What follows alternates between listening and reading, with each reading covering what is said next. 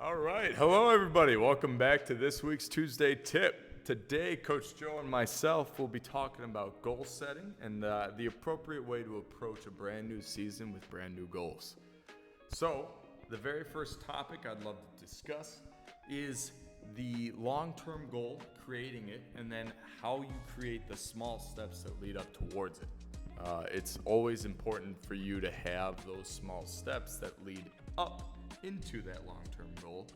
Otherwise, that long-term goal will always feel just a bit out of reach. So you need to make sure that you are trying to accomplish small-term goals that keep that motivation up, keep feeling inspired when working towards that long-term.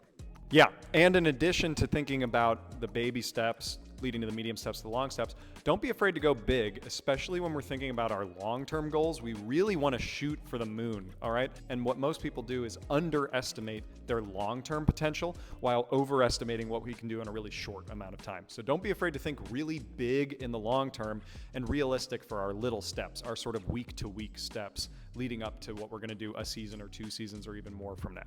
So these smaller steps that you are trying to create along the way towards that big long-term goal, you want to make sure that it's measurable.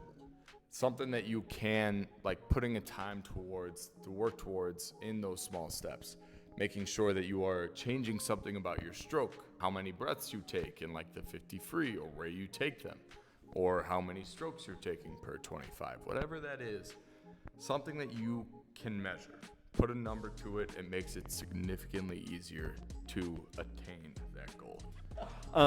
And one thing that you already kind of touched on there is that we want some of our goals to be process-oriented goals. Right. What I mean by that is it's really easy to think like, I want to drop this amount of time in blah, blah, blah event. But if we're going to get there, some of these smaller steps along the way, some of the goals we want to set are things we're doing in practice, right? What is something that my coach tells me? What's something that I can make a goal to get better in that stroke in practice and make it as specific as we possibly can too. So these goals, these small-term or long-term goals that you have put a number to and you are able to measure, they are for you and you alone. Make sure that they are something that you can control. Make sure that it's something that you have the capability to accomplish. You can't control what others are doing. You can't control what their goals are. These goals are only for you. Yeah, so we want very individualized goals where we're not worrying too much about what other people are doing. And one of those things that's going to matter too is that your goals have to match what you are willing to do in practice, right? For example, if I set a goal, me, Coach Joe, that I want to drop 20 seconds in my 200 IM this season, that would be pretty cool, but it means I'm going to have to work insanely hard to do it, right?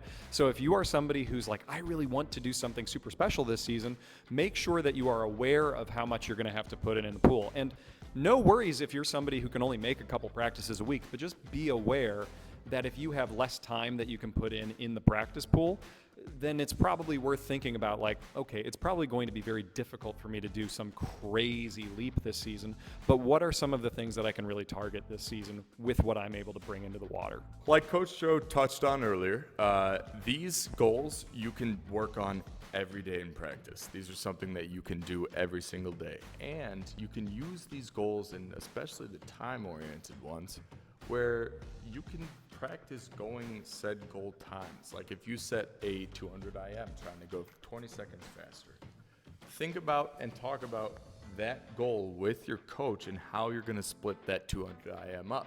Where are you going to make those changes and how are you going to make up that difference?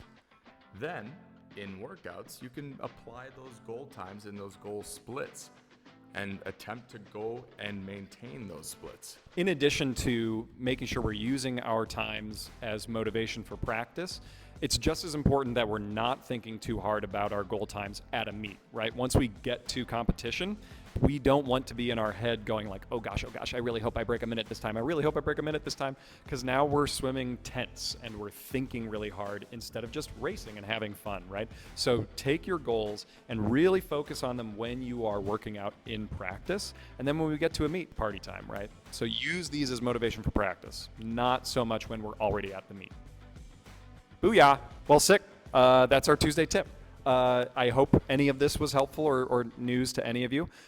Next week, you're going to be with Coach Chris. Coach Chris is going to talk to us about our first meet of the swim season. Make sure you tune into that, especially if it is your first swimming meet ever, because there's going to be some stuff in there that you're probably just not prepared for yet. So we'll see you next week. Until then, have a good week of practice.